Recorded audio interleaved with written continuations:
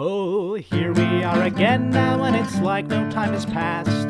Gazing out upon the sunset as it sinks into the night. Many times it seemed as though a given day might be our last. Face to face with certain death, it's somehow coming out alright.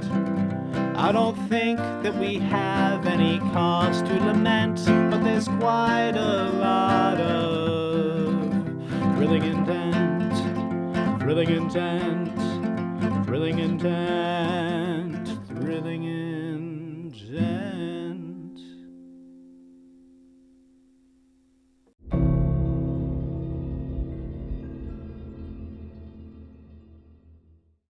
By the docks, at a granary that seems to be alive with sights, sounds, smells of alchemy. Just thick, wafting vapors. Harlock, Take a nice big deep breath of that.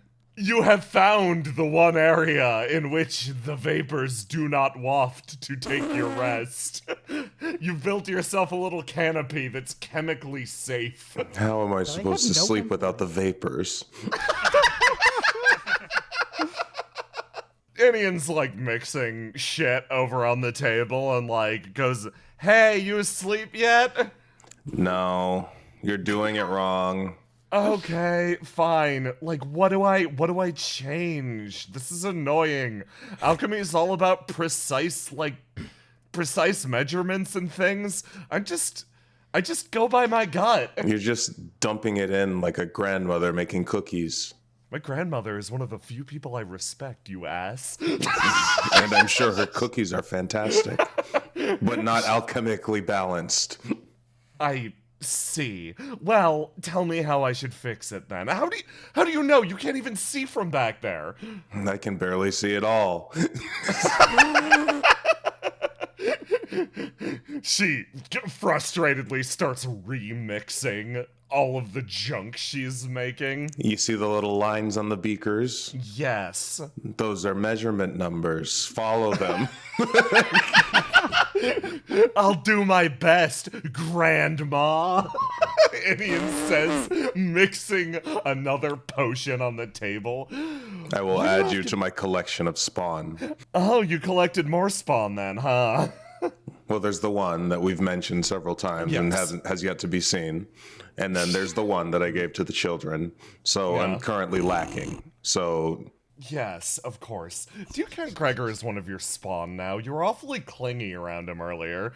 it's more little brother than something that I physically gave birth to, and he doesn't call me mother. Does he call you older sister or anything like that? No, but I hope that he will one day. Did you tell him that, or are you just hoping it happens? I'm hoping it happens. I'm not very good with sentimental things like that. Well, here's the thing. Inian says mixing shit on the side once again, haphazardly not paying attention again. The lines. Right, the lines. Squints back, leans back down. Here's the thing about all that sentimental shit like that. Gregor's bad at it too. So you can pretty much just, like, how do I put this?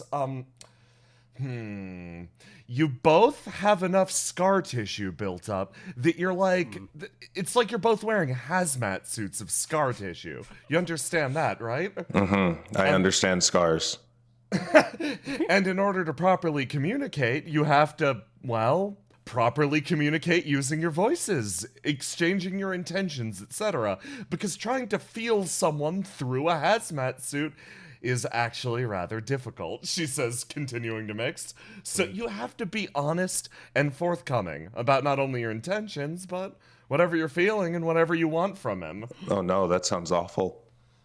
Yes, you've got to let down the hazmat suit a little bit. You've got to talk about what you're doing inside your hazmat suit. She leans back. Hopefully I die before I have to be disappointed in that way. Wow. You choose death before what is going on in that head of yours? I've recently Dr. become Hell's theme addicted to something called sleep. Tremendous. Is that the biggest concern out of all of this? The fact that you're sleeping now. It's up there, especially with the oncoming natural disaster that's threatening to wipe out this entire country. I think your problem isn't sleep. I think your problem is anxiety. Idiot says mixing. Interesting. I've never thought of it like that. If you're terrified of sleeping, you're still terrified, Harlock. Big puff of smoke. The lines. Yes, of course. Yes, of course. And Ian pulls what looks to be a sack out. It makes a vacuuming noise as she sweeps it through the air and absorbs a noxious fume. Make sure you waft. You can't sniff that directly. It's not good. Okay. I'll waft. I'll waft from It the will bag. burn your brain. She briefly considers. How does it burn your brain? I'm curious. What did I just make? Is it like a poison? Is it a weapon? Oh, I don't really know. I wasn't paying attention. I'm trying to sleep. And you're terrified of that. Yes. So I'm trying to make up for the fact that I'm terrified of sleeping by mocking you and your inability to measure correctly. I'm sure you're doing fine. Doing sleepy micromanaging? Wow, I actually did get a peek inside the hazmat suit, and you've got it well ordered in there too, don't you? Disappointing, isn't it? No, it's very honest. I think I'd be impressed. Most of the people that I've dealt with are just giant balls of emotional goo deep buried inside.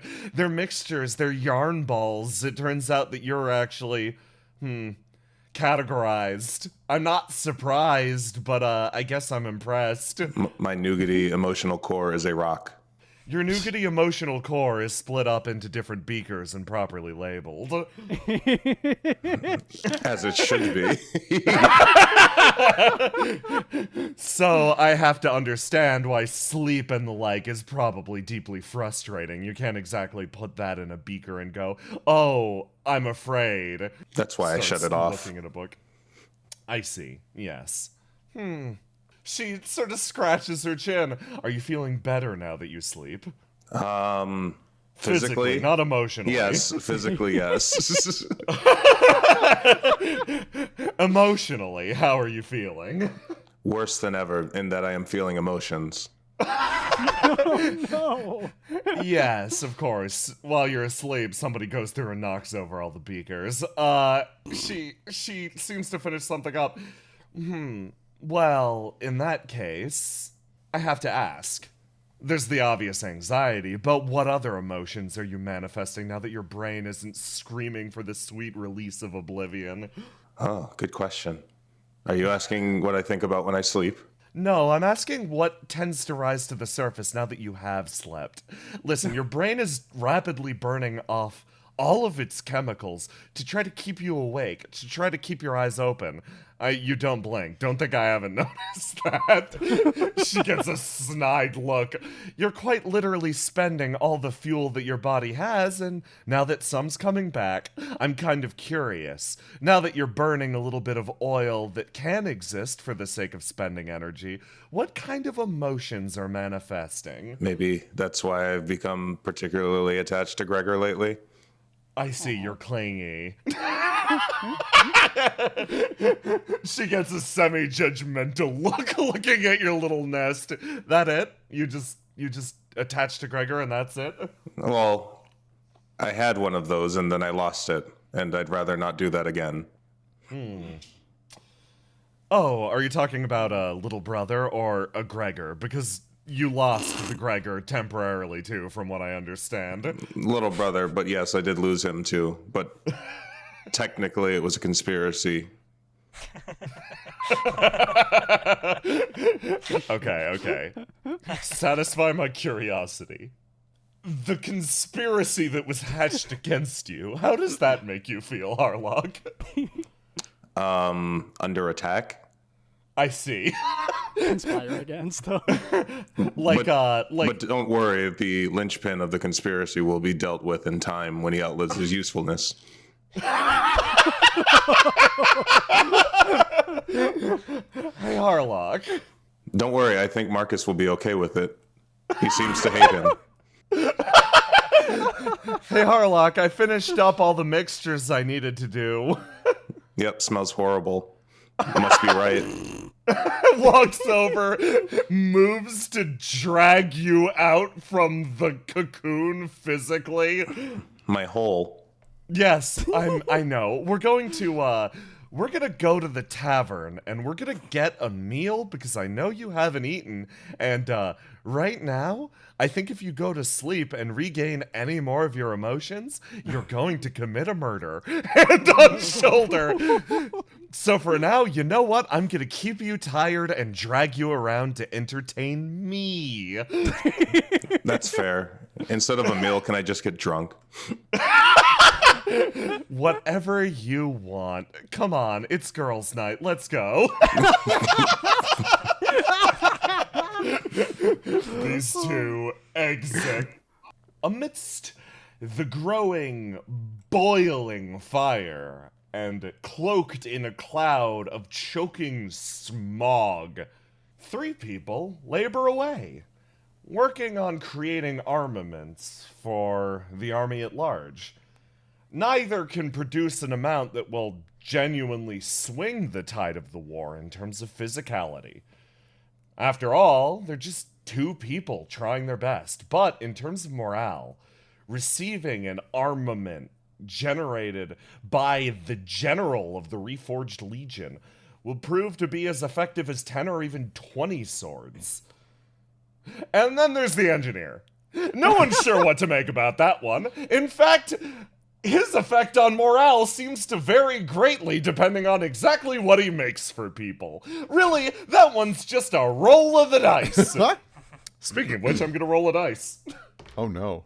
Mercy, you've been hard at work in your forge. Making sure that every weapon request you can possibly get to is filled. Believe it or not, Valafi Sr. has been doing his best to expedite this process, make it convenient for you. He's been running back and forth, taking orders, passing them along to you, and then rushing back outside, making sure to deal with the now growing throng at the entrance to your forge. He slides around to the corner carrying a new one. We need a shield. All right, easy enough, I suppose. The problem is the embossment. What? Excuse me? They want a decal on the front of the shield. Oh, isn't that cute? As if I didn't have enough going on. Yes, they want it to be of your face. Oh, well, that changes things a bit, doesn't it? You are currently being viewed as some sort of goddess of victory for the people on the battlefield, so, Oh, I love that. Actually, you know what? This is going to be quite easy, actually. Mercy finishes, my God. superheating a shield, and then she just presses her face into it. Oh my God. And then lets go and looks at it. That is, you know what? That's quite divine, actually. That's brutally efficient. When that cools, I will bring it outside. Excellent work. If I say so myself, it's already pretty cool. I see. Yes, very well done. If the person touches that, they will combust. He walks over in this direction. And you, engineer, yeah? They have requested more of your explosive devices. I see, huh? Well, I gotta think kind of deep about that. Why? Well, it has to do with my deeper morality. Keir scratches his chin. Like, you gotta wonder.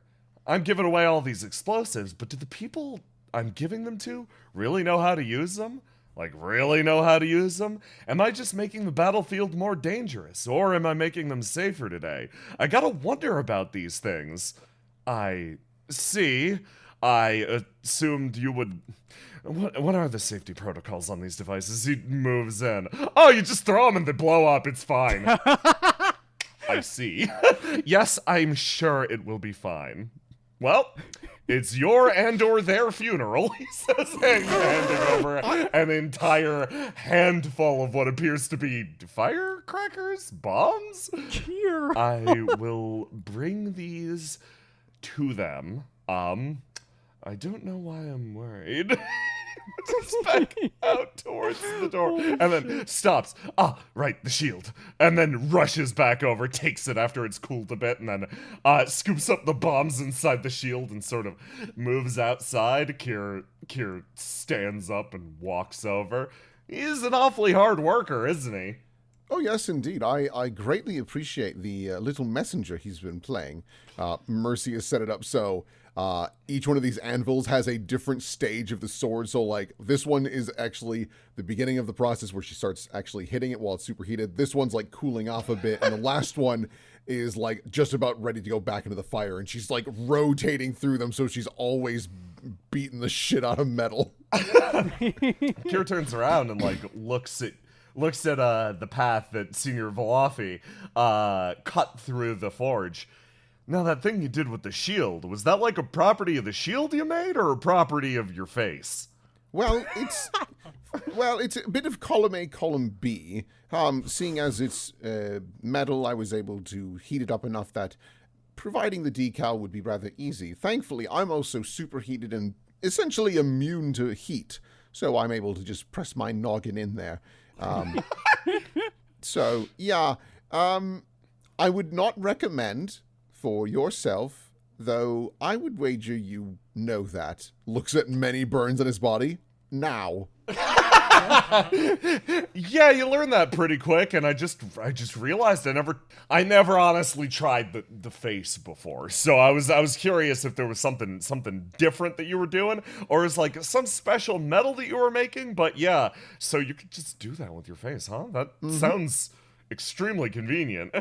Oh, well, admittedly, this doesn't come up super often, but in this one scenario, yes, very useful. I will say, there are definitely perks to being a Forge ASMR.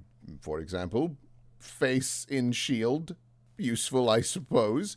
But there are definitely some consequences as well. I mean, while I'm cooling off these swords, I have to be careful about the water because, well, I might become solid steel in the process. Right. Okay. That can just happen. Well, it doesn't just happen. There's usually a couple of steps involved regarding water and whatnot, but, you know, it's not as frequently a danger as you might expect. And that's becoming solid steel. That's a bad thing? Ah, His eye hello. sparkles. Oh, hello, Harlock 2. Nice to meet you. Yes, well, the difference being is that once I become a more solid steel, I can't move, meaning I'm, well, a detriment to everyone and probably get killed, quite frankly. It's also the reason that, admittedly, I'm rather terrified of large bodies of water. If I were to fall, I can't swim back. But that's because you harden like all the way through, right? Yes, well, my limbs and general body do, but I'm very much conscious. Is there any way that you could, like, harden only part of yourself? Like, only the surface level of your skin? Like, the best of both worlds. You got all that meat still moving you around, but you got a hard steel shell on the outside. It'd be like... That'd be like... You'd be unstoppable, he says, hopping up on the bench. Dear, we need to give the enemy some hope. It is an interesting concept, though. I hadn't really considered that. That actually makes me think. She actually just sits on the anvil for a little bit while she waits for more swords to heat up. How on earth did you get involved with the whole inventing thing? It's always been a fascination of mine, but admittedly, I don't quite have the brain power like my husband when it comes to coming up with fancy little doodads and things of the sort. Yeah, he sort of, like, taps the hammer to his side. Honestly, just isolation and boredom. Didn't have much else to do, so first I worked on my body, then I worked on my brain, because, you can make your body big and strong, and he motions to himself, and you notice that Kier is, indeed, big and strong. But your brain, now that's a muscle that can keep growing no matter what, even if you're completely alone and don't have much to either brain or punch at. Brow furrowing slightly. So, now that I'm like... Back in the day, he sort of like rubs his forehead for a second. I grew up on an island pretty much completely isolated. Like, there were there were people around, sure, but like they mostly just left me to my own devices. Oh, look at you. Oh, that's very good. He lets out a slight chuckle. Yeah, but they mostly left me to that. So I spent most of my time just bored out of my mind, and so I lifted a bunch of stuff and started to build a bunch of stuff because well, he sort of scratches the side of his head. I guess I just really wanted attention. Huh. He sort of, like, exhales, cheeks flapping out for a second. Like, used to cause all sorts of trouble just by throwing rocks and breaking things, but, eventually they realized that they could just, tie me up and put me back in my house, and I'd untie myself eventually, and I'd stop breaking things eventually. They could functionally ground me. And I realized that wasn't a great way of getting people to pay attention to me, so, I shifted over to making stuff. And, the best part about inventions, really, like, you work on your body, you can only surprise someone so many ways. You can only throw a punch so many ways, you can only swing a sword so many ways. You invent things, though. You always find a new and terrifying way to surprise someone. He gets a big smile on his face as he says this. Like, this seems to be the core of this person's character. This idea of novelty and surprise. Like, you get the sensation, as he was playing off of Marcus's dad earlier, he was taking no small amount of delight in that cell about how worrying his invention was. He snaps his fingers and he points to the door. Now, for example, those bombs I made are they're safe. They're definitely safe. It's not gonna be a problem. I was going to ask about that. I trust you, dear. That won't be a problem, but he's not gonna know that until somebody throws one. And the thing is, just a little bit of a pants-shitting fear is very useful in making sure that people actually respect what you're giving them, that they handle it well, and it means that the next time they come back, there's gonna be a little trepidation, and like that's the best part about being an inventor, you know? It's about exploring the wild and horrifying frontiers and going in with the smile on your face so that people look at you and go, God, man, what the hell? Mercy nods. I think I actually understand what you're getting at. It's such a fascinating thing to see someone come up with such a clever solution to a problem and, you know, resolving something that could have been a non-stop situation. She looks at her hands. And they really didn't need to. So, it's appreciated.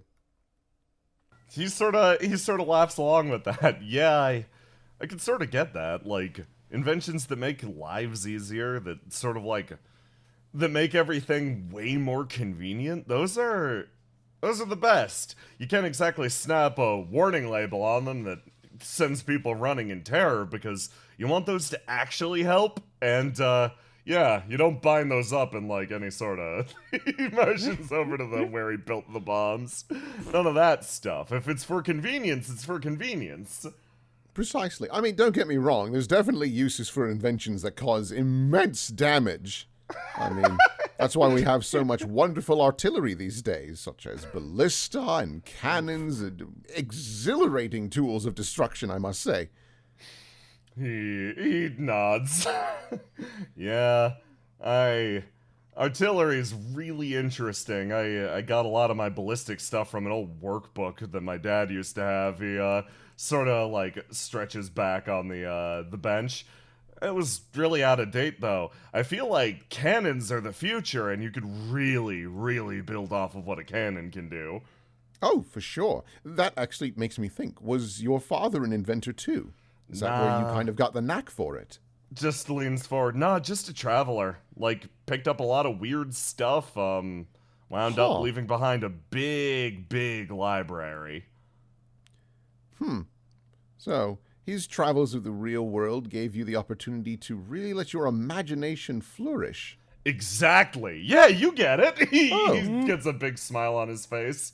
Dear, I'm a mother. I know how children work. It's exactly the reason why I'm very sorry that you were alone for quite some time, and I definitely understand why you were a rowdy little rascal, but as I remind my goobers time and time again, you get more flies with honey, and then they ask me why would I want flies, and I'm like, that's fair. So but you get what I mean. She just kind of wiggles a hammer in his direction and goes back to pounding on a sword. He sort of smiles at that as the noise starts to fill the room, and an entire group of people stumble in through the door, sending up loud footfalls as they enter the forge. Mercy, you've given express instructions that nobody be allowed into the forge unless they're directly assisting with the process. So you turn around and you feel it coming, and you're like, and Marcus's dad turns and points and goes, it appears that the others are done with their mission to the merchantry. I'm here to help directly with the process. Oh, wonderful. Thank you for what in the hell is on your head? Ah, yes. Well, this. Let's not get into this. And with that, you assist at the forge for quite some time, making a wide variety of swords and sword-like objects.